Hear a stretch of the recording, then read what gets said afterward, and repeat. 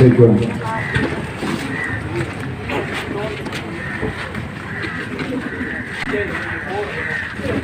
கட்சி மற்றும் தமிழ் தேசிய கூட்டமைப்பினுடைய தலைவராக இருந்து தமிழ் தேசியத்தை வளர்த்தெடுப்பதிலும் தமிழ் மக்களுக்குரிய தீர்வினை நிரந்தரமான தீர்வினை பெற்றுக் கொடுப்பதற்காகவும் அரும் பாடுபட்ட எமது தமிழ் தாயகத்தினுடைய தலைமகன் அவர்களுடைய இரங்கல் நிகழ்வு இன்று எமது களுவாஞ்சிக்குடி பிரதேச ஆரம்பித்தோம்.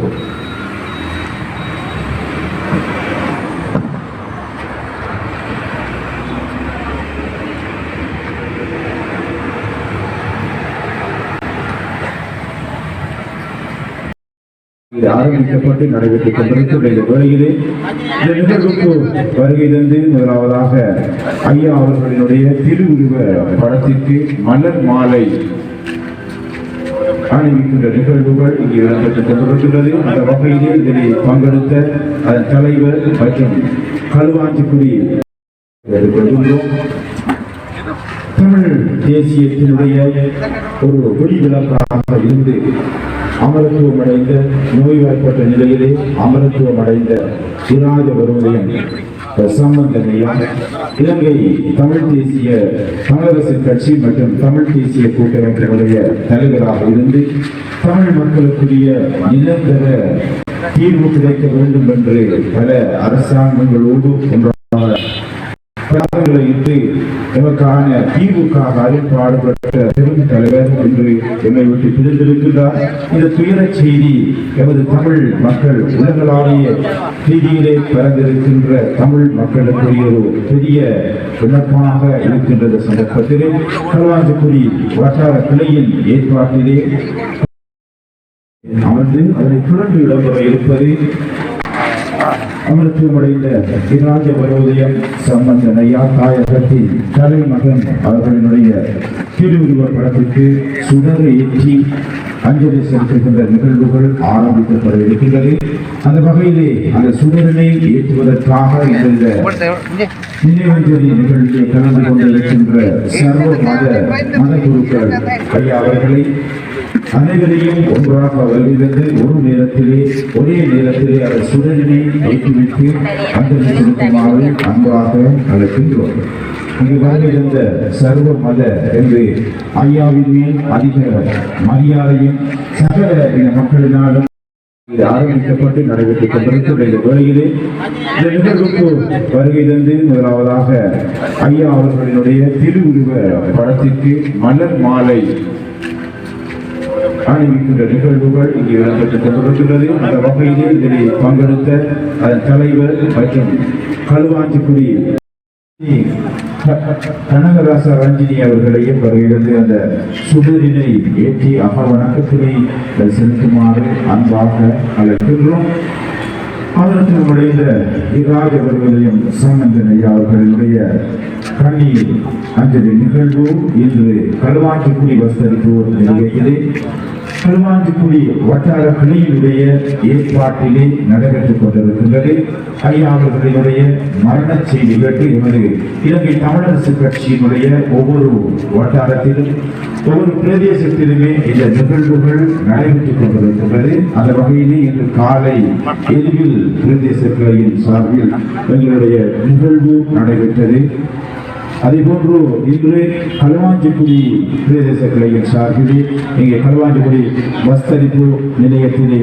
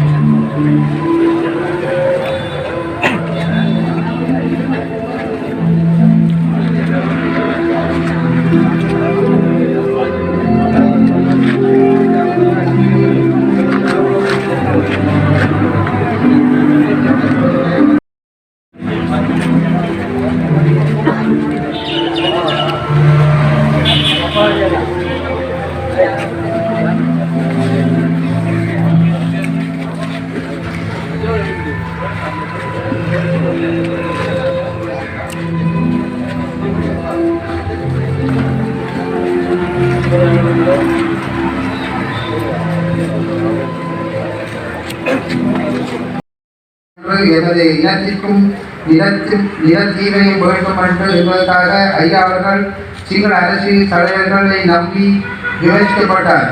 துயரிலும் துன்பத்திலும் பல உள்ளத்திலும் இருந்து பல விட்டுக் கொடுப்புகளையும் சைவத்தன்மைகளையும் அரசியல் பயணத்தை தொடர்ந்தார். எமது தமிழ் தேசிய கருவில் தமிழ் தேசிய சார்ந்த கட்சிகளை ஒற்றுமையாக்கி ஒரு அணியாக பயணிப்பதாக தனது இறுதி மூச்சு வரை பாடுபட்டவர். நாயகத்தின் தலைமைத்துவத்தில் இருந்து எமது தமிழ் தேசிய கூட்டமைப்பையும் தமிழரசு கட்சியையும் சிறப்பாக வழிநடத்திய ஒரு சிறந்த தலைவர் ஆவார். சர்வதேசத்தில் கூட சம்பந்தன் ஐயாவுக்கு ஒரு தனி மரியாதை உண்டு. இதனை யாரும் அறிவீர்கள். இந்த நாளில் நாம் அனைவரும் இணைந்து சகலரையும் ஒன்றிணைத்து ஒற்றுமையுடன் எமது தமிழ் மக்களுக்கான நிரந்தர தீர்வை பெறுவதற்காக பாடுபடுவோம் என்று உறுதி போன்றோம். எமது ஐயாவின் இறுதி கிரியை நாளைய தினம் 3:30 மணி அளவிலே திருவண்ணாமலையில் அவரின் பிறந்த ஊரிலே நல்லடக்கம் செய்யப்பட இருக்கிறது. நாங்கள் அழைப்பது மிக குறைவு. ஆனால் இந்த களவாண்டிக்குடி வர்த்தக புலனடைப்பு அந்த சங்கத்தின் சகல உறுப்பினர்களுக்கு எனது மனப்பூர்வமான இதயபூர்வமான நன்றிகளை தெரிவித்துக் கொள்கிறேன். ஒரு பௌத்த தலைவராக இருந்து தமிழர்களுக்காக பாடுபட்ட இந்த தலைவரை நினைவு கூற இந்த நிகழ்விலே நாங்கள் இருக்கின்றோம். இந்த நாட்டிலே சமாதானத்தை, ஒற்றுமை, சகோதரத்துவம் எதிர்பார்க்கக்கூடிய ஒருவர் தான் சம்பந்தன் ஐயா. அவர் இருந்த காலத்திலே ஒரே ஒரு சந்தர்ப்பம் எனக்கு கிடைத்தது. மாகாண சபையிலே, கிழக்கு மாகாண சபையிலே ஒரு கூட்டத்திற்கு அவரை வந்து இருந்த நேரத்திலே நான் அவர் பக்கத்தில் அவருடைய காது கேட்காது. ஆனால் ஐயா எப்படி இருக்கீங்க என்று நான் கேட்டபோது யார் நீங்கள் அவர் பக்கத்தில் இருக்கிறார்கள் கேட்ட அது பௌத்தருக்கு தலைவர் என்று சொன்னபோது அவர் சிரித்து ஐயா வணக்கம் என்று சொன்னார். நாங்கள் இந்த இனத்தில் இருந்தாலும் இந்த மதத்தில் இருந்தாலும் இந்த சந்தர்ப்பத்திற்கு முகம் கொடுக்கக்கூடியவர்கள் தாங்க. அது எந்த இடத்தில் இருந்தாலும் எந்த மதத்தில் இருந்தாலும் நாங்கள் கொண்டு வருவதையும் இல்லை, கொண்டு போவதும் இல்லை. ஆனால் நான் நினைக்கிறேன் யாருமே சம்பந்தன் ஐயாவும் மறக்கவும் மாட்டாங்க. இந்த பிரதேசங்களிலே விசேடமாக கிழக்கு மாகாணத்திலே தமிழ் மக்கள் வாழ்கின்ற பிரதேசத்திலே நாங்கள் இருக்கிறோம். சிங்களவர்களாக நாங்கள் இருக்க மாட்டோம். உங்களைப் போல தமிழிலே பேசி தமிழர்களோடு சந்தோஷமாக இறுதி வரைக்கும் இருப்பதுதான் எங்களுக்கு ஆசையே உரிய. எங்களுக்கு உரிமை தர வேண்டும், அது வேண்டும், இது வேண்டும் என்று நாங்கள் கேட்கவே மாட்டோம். ஆனால் உங்களுக்கு அதிகாரம் வரும், சந்தர்ப்பம் வரும். எங்களுக்கு ஆசை வந்து சகல மக்கள் இன ரீதியாக மத ரீதியாக பார்க்காமல் இந்த நாட்டிலே தேவையான சகல வசதிகள் எல்லோருக்கும் பெற்றுத்தர வேண்டும் என்ற நோக்கத்திலே தான் நாங்கள் இருக்கின்றே தவிர தனித்தனியாக நாங்கள் இருக்க மாற்றோம் என்பதே உங்களுக்கு கூற விரும்புகின்றேன். அதனால் நான் தமிழில் பேசுகிறேன். நான் சிங்களத்தில் பேச வேண்டிய பௌத்த தலைவர் ஏன் தமிழில் பேச என்று நீங்கள் சிந்திக்க வேண்டும். உங்களை நண்பராக ஏற்றுக்கொள்ள வேண்டும். அவர் பௌத்த, அவர் சிங்களம் பேசக்கூடியவர், அவர் எங்களுக்கு தேவை நினைத்தால் நான் அது எந்த இடத்திலையும் ஏற்றுக்கொள்ள மாற்றக்கூடிய ஒருவர் தான் நான். அதனால் இந்த முக்கியமான சம்பந்தன் ஐயாவுக்கு கல்வி அஞ்சலி செலுத்தும் கல்வியை என்னையும் அழைக்கும் நிற்காக இந்த களவாஞ்சிக்கு இல்லாட்டி நாங்கள் திருப்பூர் மணிக்கு போவோம். ஆனால் எங்களுக்கு வசதி இல்லை.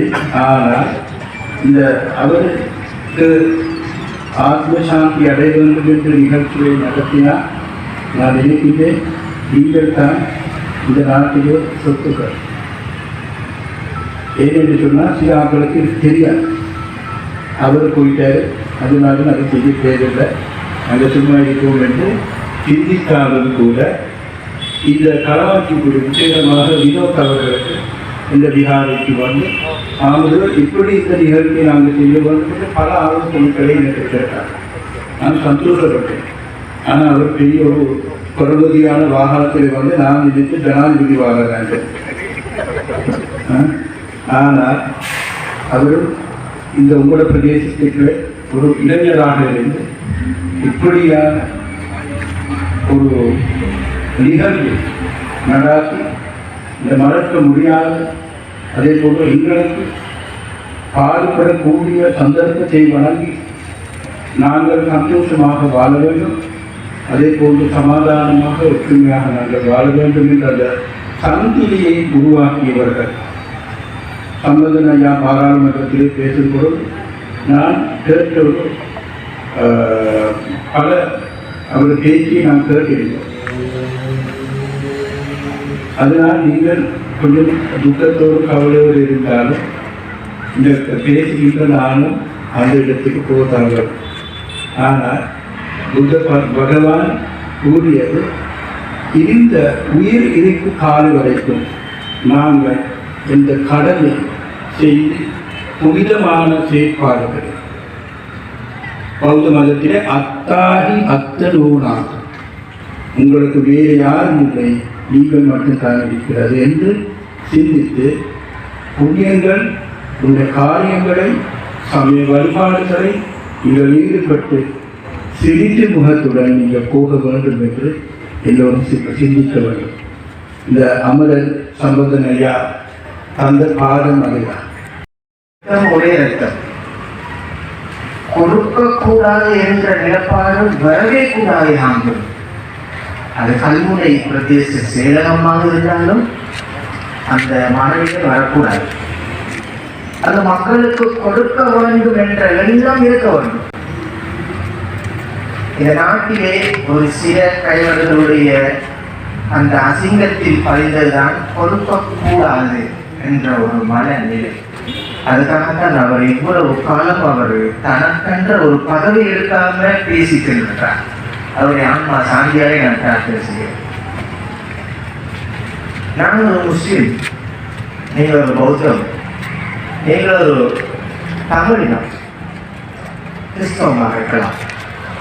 இந்த நாட்டிலே 4 பெரும் மகான்களை வைத்திருக்கின்ற ஒரு பெரும் பள்ளியின சமூகம் நான். ஆனால் நாம் இந்த நாட்டுக்கும் இந்த நாட்டு மக்களுக்கும் துரோகம் செய்து கொண்டிருக்கின்றோம். அன்புக்குரிய சகோதரர்களே, கடந்த கிழமை எனது சக மூத்த மௌலவி ஒருத்தர் சொன்னார், சம்பந்தன் ஐயா செத்துட்டாங்க அப்படின்னு சொன்னார். கவலையோட சொன்னார்.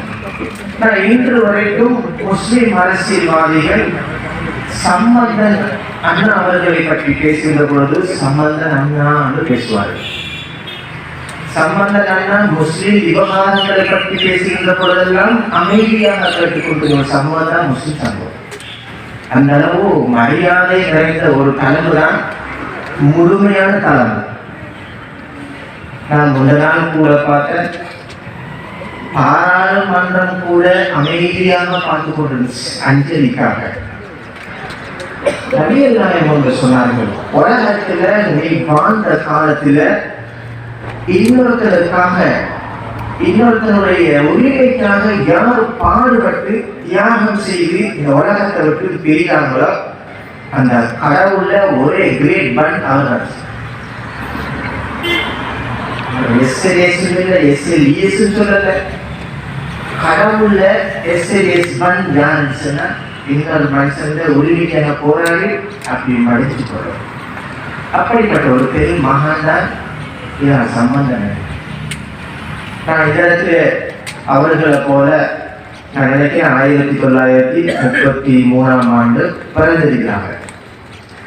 அதே காலத்துல சம்பந்தன் அண்ணா அவர்களுடைய முகத்தை ஒட்டிய ஒரு முஸ்லிம் தலைமை தான் லிபியாவிலேயே தங்களுடைய நிலத்துக்காக போராடிய உமர் முஃப்தார் என்று அவர்களுக்கு தெரியும். அவர் 1933ஆம் ஆண்டு இத்தாலி நாட்டை எதிர்த்து தந்த மக்களுடைய பூமி நிலத்துக்காக அவர் போராடினார். அந்த போராட்டத்தில் அவர் கைது செய்யப்படுறார். கைது செய்த இராணுவமும் கூட பல்லாயிரக்கணக்கான பரிசுகளை கொடுத்து அவர் மீண்டும் அனுப்ப பார்க்கிறார்கள். ஆனால் அவர் சொன்ன ஒரே ஒரு வார்த்தை, என் மக்களுடைய நேரத்துக்காக நான் போராடுறேன், அதுக்காக நான் அவங்களுடைய பணப்பரிசுகளை நான் எடுக்க மாட்டேன், பதவிகளை நான் தூக்கி எரிந்துட்டு நான் இன்று வரையும் இதா சம்பந்தன் அவர்களும் அந்த உமர் முஃப்தாரை போட்டு கடைசி நேரத்தில் நல்லாட்சி அரசாங்கத்தில் கூட அவருக்கு வாய்ப்பு கிடைச்சி ஒரு சில முஸ்லீம்களும் சொன்னார்கள், இந்த நேரத்திலேயாவது ஐயா நீங்க ஒன்று இருக்கலாம் தானே. அது அந்த மக்களுக்காக முழுமையாக கிடைக்கணும் என்றதுக்காக நல்லாட்சி அரசாங்கத்திலையும் எதிர்கட்சி அரசாங்கத்தில் இருந்து அதான் உண்மையான உள்ளம். இந்த உள்ளங்களை பற்றி நாங்கள் இன்றைக்கு பேசுகிற மாதிரி எங்களை பற்றியும் நாளை ஒரு நாள் பேச வரும். அப்படி யார் பேசுவார்கள் தான் அவங்க தான் உண்மையானவங்க. நபிகள் நாயகம் ஒன்று சொன்னாங்க, அதை சொல்லி நான் முடிக்கிறேன். நீங்கள் உண்மையான விசுவாசியாக இருந்தால் நீங்கள் உலகத்தில் எத்தனை வருஷம் ஆகலாம், பிரச்சனை இல்லை. ஆனால் இன்னொரு மனுஷனுக்கு அநியாயம் செஞ்சு நீங்கள் செத்துறாங்க. இன்னொரு மனுஷனுக்கு நீங்கள் நல்லது செஞ்சு நீங்கள் செத்து போங்க, உங்களுடைய நெத்தியில வந்து முத்த அழுதுவாங்க. அதுதான் உண்மையான பாசம். அதனால இன்றைக்கு ஒரு இடத்துல தான் மரணிச்சாங்க சம்பந்தன் அண்ணா அவர்கள். ஆனால் பல இடத்துல இன்றைக்கு அவர்களுக்காக அஞ்சலி செய்யப்படுகிறது. அதில் நான் ஒருத்தராக வந்து இந்த இடத்துல அவங்களுக்காக ஆசீர்வாதம், அவங்களுடைய ஆன்மா சாந்தியடையும் என்று பேசுறதுக்கும் நான் பெரும் பாக்கியம் பெற்றிருக்கிறேன். ஆகவே அன்புக்குரிய நல்லவர்களே, என்னையும் இந்த அண்ணா சம்பந்தன் அவர்களுடைய ஆத்மா சாந்தி அடையிற இந்த நேரத்தில் எனக்கும் நீங்கள் இந்த வாய்ப்பு தந்த உங்களுக்கும் அவர்களுடைய இவ்வளவு கால நில போராட்டத்தில் அவர்கள் சாதித்து சென்று விட்டார்கள் என்றுதான் நான் நினைக்கிறேன். என்னை பொறுத்தவரையில் அவர்கள் பல்வேறுபட்ட மக்களுடைய காணிகளை இராணுவத்திலிருந்து மெதுவாக கலட்டி கொடுத்த ஒரு தலைமை தான் அந்த தலைமை. அப்படின்னு சொல்லுவாங்க, சம்பந்தன் அண்ணா பேசி காலம் கழிச்சுட்டாங்க என்று சொல்லுவாங்க. நான் அதை ஏற்றுக்கொள்ளல. அவர் பேசி அவர் இங்க இருந்த காணிகளை மக்களுக்கு கொடுத்துருக்கீங்க. அதை நீங்க ஏற்றுக்கொள்ளத்தான். அரசியல் பிளவுகள் எதுவாக இருந்தாலும் நல்லதை தட்டி பேசுவார்கள், நல்லதென்று பேச மாட்டார்கள். அதுக்காகத்தான் இதான் சம்பந்தன் அவர்களும் எதிர்கட்சியாக இருந்து நல்லதென்று பேசினார். ஆக அன்புக்குரிய சகோதரர்களே, இந்த இடத்துல அவருக்காக ஒரு பழுத்த அரசியல்வாதி, ஒரு பழுத்த தலைமையை நாங்கள் விட்டு சென்றிருக்கின்றோம். அந்த விட்டு சென்ற அடிச்சுவடுகளை நாம் எல்லோரும் பின்பற்றோம். அவருக்காக நாங்கள் மனமுறையை பிரார்த்தனை செய்ய வேண்டும்.